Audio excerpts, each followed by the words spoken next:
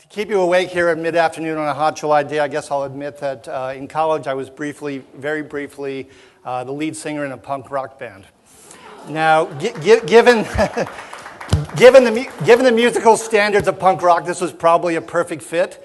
Outside of perhaps Ringo Starr, I don't know anyone who's a worse singer than I am.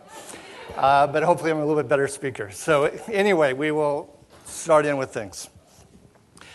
We've heard a lot today about, and some really good presentations about diving into the data, but I want to pull back a bit and talk about what kind of data we're actually capturing. Because sometimes I keep seeing this question about what do people think, what do they think, what do they think? And that's important, but it's a really incomplete picture. If you went back in classical economics, we would go with this assumption that we are all Mr. Spock, that we are supremely rational beings, and therefore the question, what do you think about X, is the most important thing. But the breakthroughs in brain science, which is why I launched my company 15 years ago, have actually led to behavioral economics as well, and to a very different picture and understanding of how we're really going to connect with consumers and really understand what's going to move the numbers and make a difference to your clients. Which brings us to the fact that we're a bit more like Homer. We make decisions out of altruism, greed, laziness, stupidity, all sorts of things we may not admit to, but they absolutely show up in how we behave as human beings. That we are profoundly human beings, and to make that point, that emotions dictate behavior, if we can go to the video. Excuse me, sir, do you have a sec? I was just wondering, I don't have a lock for my bike. Could you run into the store and grab me some tampons? Wait, you're serious? Dead serious. Hi, I need tampons. What? Oh, that's gross. Actually, I'd rather watch the bike. Why? Because I don't know the first thing about buying that stuff. What stuff? What do you have to get? You can't say tampons? Yeah, it's like the whole thing where they go, like where they're gonna, you know what I mean? Like I don't know you. And, sorry. Please. Why don't I just watch the bike? You know? There's no negotiating about the bike. Could you go get me some tampons? Just run to the store real quick. Gosh, can I buy toilet paper? No! Tampons. Tampons for what? For a period. So you're not afraid of them, you just won't. I just won't do it. Even if I was your mother. Even if he was my mother. Every day is about overcoming a fear, right? Yeah. Yeah, so maybe today's tampon day. Oh, okay. Hey, they're just tampons. So, point made, I think.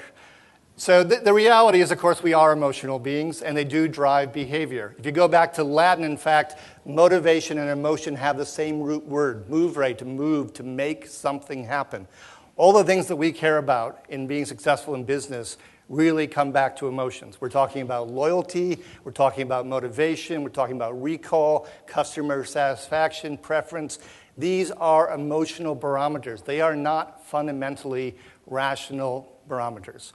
So this is why I launched the company, because the breakthroughs in brain science have really categorically changed how we understand human nature. The reason I launched the company in 1998 was because of a stunning statistic, that the conservative estimation is that at least 95% of our thought activity is not fully conscious. In other words, most of what we do we're not really aware of. We go on autopilot. It's why, thank God, when we're texting and driving at the same time that we don't have quite as many accidents as we might otherwise. We are all naturally multitaskers. This is just how the world works. And this is the conservative estimation. The New York Times Science Edition, about a year and a half ago, said actually it's about 98%. So we all know as researchers there are things that people won't tell you. If you have never been lied to in life, you have led a fabulous existence, and you're not paying attention. People spin, deflect, they hint or hold back. They simply do it all the time.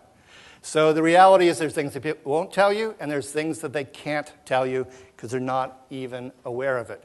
Emotions, by the way, happen mostly intuitively.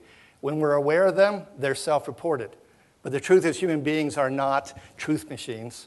We actually spin, deflect, hint, and hold back because we want to protect our self-identity and we want to win friends. So therefore, the truth that will drive success in the marketplace is often left on the sidelines. The other thing, and this is the only slide that looks like this, so don't panic, I'm not trying to take you to a neurobiology lesson, but this is how people make decisions. We have a sensory brain, an emotional brain, and a rational brain. So you may think of the scarecrow in The Wizard of Oz who sings with the thoughts I'd be thinking. I could be another Lincoln if I only had a brain. Rest assured that even on your worst days, you actually have 3 brains. And the ways in which we make decisions follow the evolution of the brain. We have sensory impressions. We attach emotional significance to them. We have a little bit of cognitive activity, but a whole lot less than we've ever admitted to ourselves. And you're on to behavior. And one of the things I love about mobile is it's about behavior. Where am I? What am I doing? You're trying to get past those issues about recall and a whole bunch of other noise in the system to try to get to real behavior. And I'm about to talk about facial coding as a tool. And when we were looking at muscle activity in the face, lo and behold, that's called action units, which I love because action speaks louder than words. So this is how we make decisions. And the emotional brain is not some sideline action. Everyone feels before they think. Your emotional response happens 5 times more quickly. There is no such thing as objectivity.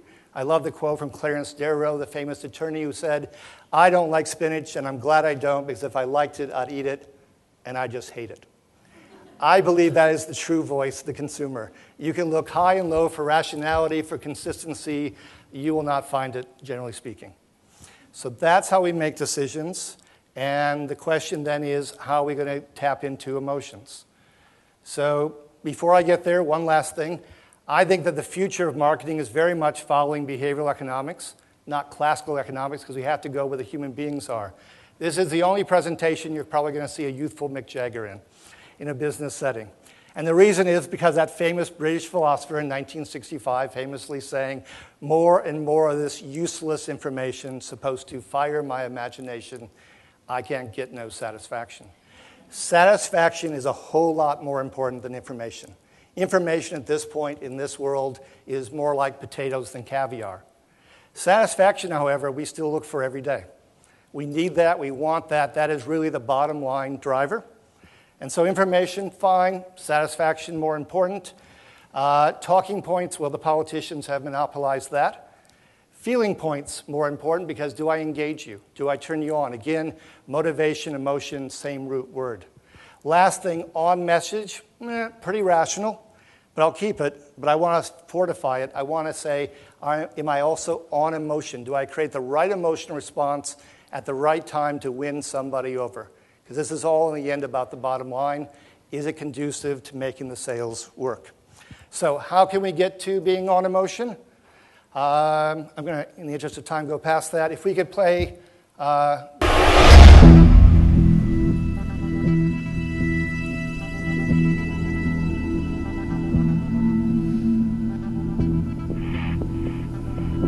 I've instructed my client to remain silent.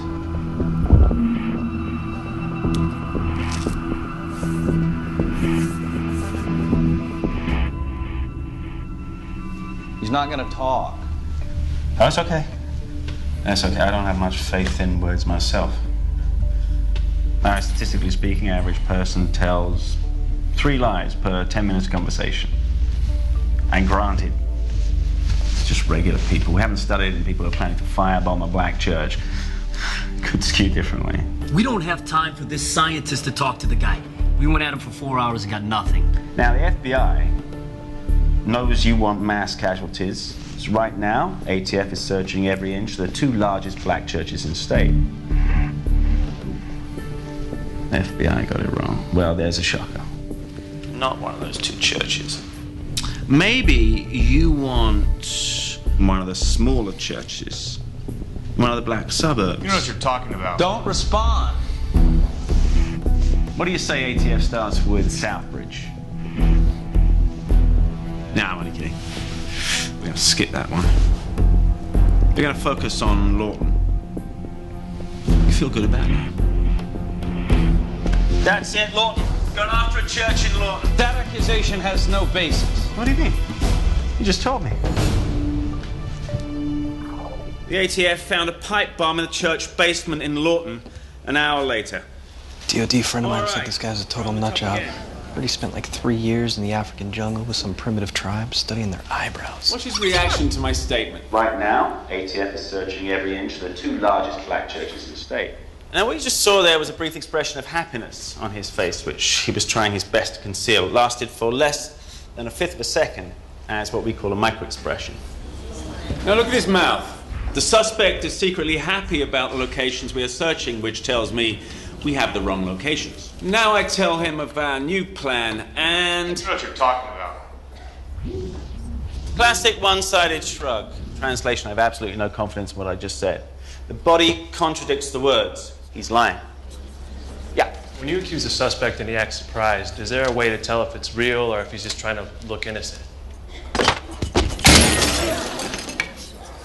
Now, that's real surprise. Lasts for less than a second when it comes across the face. But if your suspect is surprised for more than a second, he's faking it. He's lying. Now, I call out that his target is actually Lawton, and watch it again. Concealed scorn. One personal tip, you see this microexpression in your spouse's face, your marriage is coming to an end. Trust me. Yeah. Don't these microexpressions vary depending on the person? Let's leave this up, and we'll go to the Cato Kalin footage. It's from the OJ trial. Mr. Kalin, you got a lot of money for your appearance on Current Affair, didn't you? Scorn. Scorn. Huge scorn. Shame, shame, and shame. Contempt. These expressions are universal. Emotion looks the same whether you're a suburban housewife or a suicide bomber. The truth is written on all our faces. And indeed it is. I have done work over the last 3 presidential cycles for CNN and the other networks looking at the presidential debates, because obviously the politicians spin, but they're still human and they do give away how they actually feel. Now, there's only one group that's above chance of picking out liars. I would love to say in front of you all that it's market researchers, but it's not. It is the Secret Service, because in protecting the president, they're not having a conversation with the crowd. They're actually looking at the nonverbal signals. Probably the most famous Secret Service agent, a cousin of my dad's, Clint Hill, he's the one who jumped on the back of the limousine in Dallas in 1963, trying to save Kennedy. Unfortunately for all of us, Oswald was out of his sight lines, but he was a facial coder. He looked for anger in the eyes and a hand going toward the gun, because behavior is what I trust, and to the extent that mobile advertising, mobile anything, can get me closer to behavior, I love it, because then I'm getting closer to ground truth. Facial coding, I think, is a very good supplement to that, to try to understand not just what people think, although we're still interested in what they verbalize, but also how they feel, because the feelings are going to drive the marketplace behavior. There are 7 emotions that we can capture through facial coding. These are universal. And we know that because of none other than Charles Darwin. First scientist to take emotions seriously. Darwin came to realize, I think this is the wow of the presentation, Darwin came to realize that even a person born blind emotes the same way as you or I. That it is hardwired into the brain. That a child by 9 months of age has all the core emotions on their face. Now, this isn't the same as body language. I lived in Italy as a boy for a couple of years. I still get in the car, even though I'm Norwegian-American, by saying andiamo. My hands move a lot more than they might have if I never lived there. But body language is not universal. It's very much affected by gender and by culture, and you can use it in mannerisms. Think of Bill Clinton saying, "I did not have sexual relations with that woman." You can think about how you want to present yourself, and you can use the body language. But the second point that Darwin came to was the realization that the face is the only place in the body where the muscles attach right to the skin. It is quick, real-time information. This is why my wife sometimes in conversations will say, "Please don't look at my face." We do give these things away as to what is actually going on. So Darwin did the foundational work. There's a man named Paul Ekman that fortunately was around because Charles Darwin was not available for a conversation when I wanted to start my company. Ekman went through and systematically figured out which muscle activities correspond to which emotions. And I went to him in 1998 and said, there's an old joke that half my advertising dollar is wasted. And having grown up in a household where my dad was in charge of 3M printed Post-it notes, production, sales, and marketing, there was no way that I was interested in capturing data that was not accurate and didn't solve a business problem for a client. So I learned facial coding from him. Among my books, a book called Emotionomics, chosen by Ad Age as one of the top 10 must-read books of 2009. Now, where are we at today? We suddenly begin to have the specter of a very different world. I thought Janine's presentation this morning was absolutely excellent and forward-looking, and she mentioned facial coding, and she mentioned semiotic software. But the reality is, if we want quality, neither one of them are there at this point. I was speaking at a conference in Singapore last fall. The day before, there was a workshop on semiotic software, sentiment analysis. Before I could ask the question, someone said, how accurate is this stuff? And the answer from someone who was an expert in the field was about at chance, 50%. Automation of software, about at chance, 50%, because we've tested against it very carefully.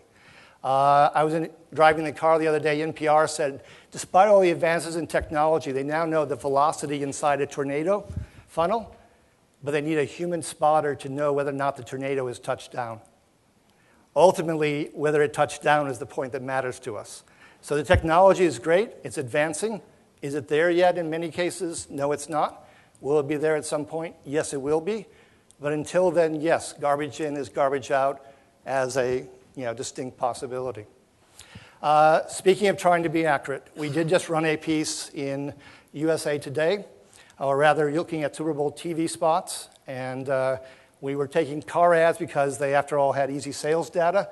We took the Super Bowl because it was out there and you could easily follow it in terms of its impact as part of the media spend. We found that the USA Today ad meter, the very famous click on the rateability likings, had a 0.0003 correlation to sales. Using EEG, where I can at least get to the arousal dimension, better. But thanks to my friend Mike Gadd here in the room and his wife Jennifer, we managed to do several rounds of testing to hone an algorithm. We're by no means at the level of perfect, but we're at 0.6 correlation, which is a lot stronger than 0.003. So I've got about 3 minutes left. I did want to just quickly touch on a little bit of data. We are doing a study using mobile, looking at people in coffee shops. We figure, at least based on my wife's reaction, I figure coffee is a pretty emotional topic. If she can't start the day with coffee, watch out. So we looked at Starbucks. We looked at something local here, Caribou Coffee. We were interested in 5 different variables: the offer, the decor, personnel, if that had any impact, the clientele, your fellow shoppers, coffee drinkers, and brand impressions. And doing that, we could see that although they tied on the amount of positive emotions, that the Starbucks brand drew more upper-level, stronger smiles. A lot of that comes of brand equity. On the other hand, it also got a lot more rejection. It got a lot more contempt, a lot more disgust reactions because people found the decor not that interesting. That the decor was a negative, but the long-established brand was a positive. We could also see that there was some discomfort and some annoyance with to some people, over-the-top decor of the Caribou Coffee. So we looked at the data that way. We looked at the data in terms of how much you engage and how much you have appeal. We found that brand equity was great for Starbucks. We found that they did a little bit better on a couple of other dimensions, but the decor was a detriment for them. And I think I'm just going to end with one more slide here quickly. And this is what we call the safe feel gap. As I said earlier, if you've never been lied to in life, congratulations. Here is someone talking about Caribou and the fact that if you have a trivia question that you answer successfully, yes, you do get a reward. Well, the reward's 20 cents. And so that the comment is positive, the emotions are decidedly not, because 20 cents in this world at this point is not a whole lot. And this is just one small illustration of the fact that there's often a major disconnect between what you say and what's actually going on for you. So I think I'm at the end of my time. I'll happily take any questions and get off the stage and let the next person Questions from the audience? The only one I've got here is, what is the name of your punk rock band? It was a long time ago, so the name was The Virgins.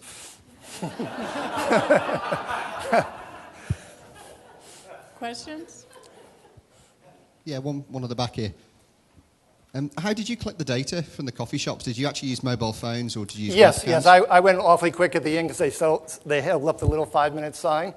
So yes, we had them while they're in the car with their mobile phones before they went into the coffee shops, either one. Just give us kind of what was their brand impressions. What did they know, what was going on for them? Then they went into each coffee shop in turn, each of the two brands. While they were in there, after they got acclimated to it, looked around, we asked them to speak to what they thought were the interesting details, aspects. We didn't tell them where they had to go. We just found later on that they divided into those 5 topics that I briefly mentioned. And then afterwards, when they had gone to both of them in turn, we asked them to talk back in their car one last time, to talk into their cell phone, mobile phone, and talk about what was most memorable for them, what really stuck with them from the two shops comparatively. That's really good. I just got one final comment, and this is a selfish punt at the same time. We've been trialling facial coding now for 3 years, and I would say that it's probably been one of the biggest panel retainers that we have on our panel, is allowing the respondent to adopt facial coding and to give feedback in another way. It's a real retainer, and if anybody can say, this is powerful stuff, guys, it really is. Thank you. Any others? Yes, sir. Can you recommend a good introductory book to behavioral economics? Could be well, it depends if you want to have fun or if you want to get a really deep slog. I mean, Daniel Kahneman is, of course, the most famous practitioner, almost the godfather of behavioral economics. So he has a book about the System 1, System 2 thinking. If you want to have more fun, Dan Ariely from Duke published a book called Predictably Irrational, where he did all sorts of bizarre experiments that weren't looked on too favorably by the provost at MIT. But it makes for an interesting book. Anyone else? When you're measuring these kinds of emotions, is it a long-term impact that the brand has, or is it an immediate stimulus that they're responding to? So to put it, sure. When I have a display for a company inside of a grocery store, are they reacting to that display, or are they really acting to the long-term position they have for the brand? Well, that's probably why I introduced how the brain is organized and how we make decisions. Sensory impressions have a huge impact on us. That fills up a lot of our bandwidth. So if it's going to drive an emotional response, it's going to be like basically hut hike in a football game. It should be rather immediate. That said, we're the only people in the world who use facial coding during Q&A, because the reality is about 2/3 of the muscle movements are affected by speech. So automation is not going to be able to get there any day soon, let alone with accuracy. So we really want that because you have purchase intent, you have motivation, brand equity questions. You want the ability to be able to thread this through the entire design of the test instrument. And so that's why we do that, to ensure greater insights and we think greater accuracy along the way. Okay, break time. Okay, well, thank you very much. Thank you so much.